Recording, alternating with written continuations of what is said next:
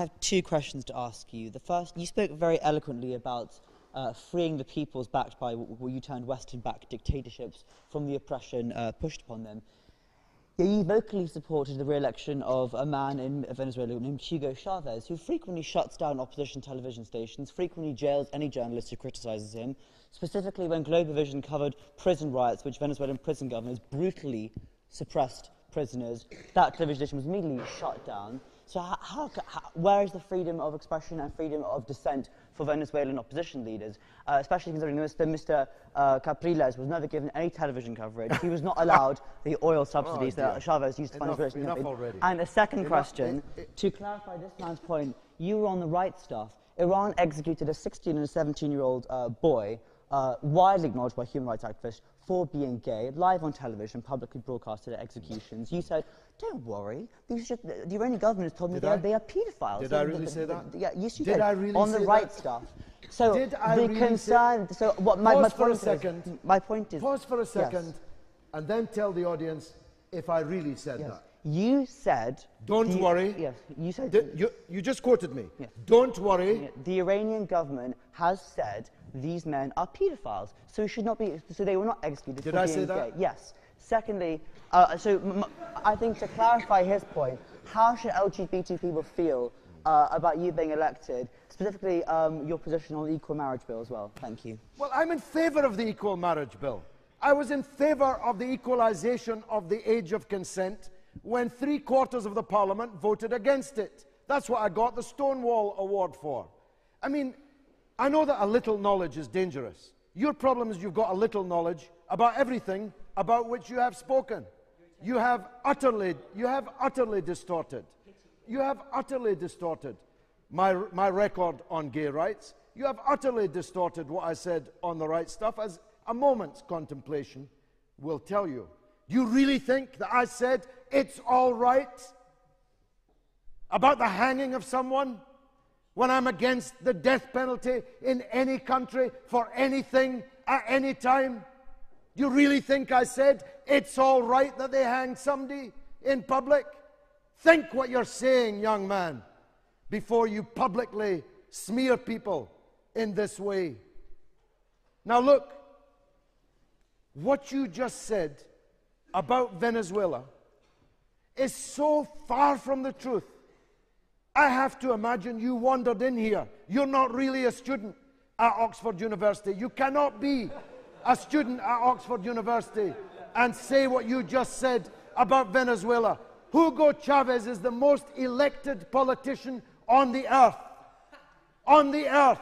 He has won more free and fair elections than any politician on the earth. You spoke, let me answer you. Who said so? Jimmy Carter, last week. Last week. Jimmy Carter, that well-known Islamist revolutionist, homophobic, misogynistic tyrant. Jimmy Carter described last week's election, which I witnessed and you did not, as the most perfect election he has ever observed, better than any election ever held in the United States. That's what Jimmy Carter said, not me. Hugo Chavez won a landslide victory against 30 opposition parties. You said that Chavez doesn't allow opposition. 30 opposition parties combined to put up one presidential candidate. You said Capriles was never given one television interview. Capriles was never off the television. I was watching him with my own eyes, day in, day out, all the time I was in Venezuela. Don't shake your head. You're talking nonsense. 95% of the television stations in Venezuela are privately owned and supported Capriles. Me and my wife were on the demonstration of hundreds of thousands of opposition supporters supporting Capriles' election campaign. Just last week, you're talking nonsense. Capriles himself has acknowledged that he was defeated in a free and fair election. I've heard of being more Catholic than the Pope. You're more Capriles than Capriles. It's utterly absurd what you're saying. Utterly absurd. And it's a disgrace that you feel that you can say these things with so little knowledge of the true facts.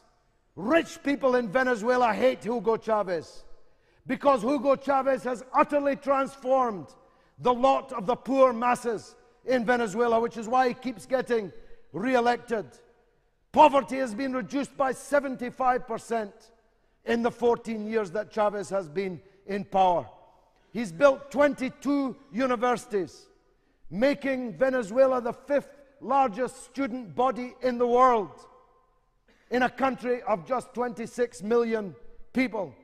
98% of Venezuelans now eat 3 meals a day, when nobody even counted how many, because it wouldn't have been worth doing how many ate 3 times a day before the Venezuelan Revolution. Chavez is regarded by the majority of thinking people in the world as one of the great leaders of the Third World. And you should be identifying with him. If you're a champion of gay rights, do you think fascism in Venezuela was a better friend for gay rights than Hugo Chavez? Chavez has freed the gay people in Venezuela. Gay people were out marching in huge numbers for Chavez in Venezuela. Women were out marching in huge numbers for Chavez in Venezuela. He's a champion of women's rights, a champion of black people, a champion of the indigenous people. That's why they all voted for him.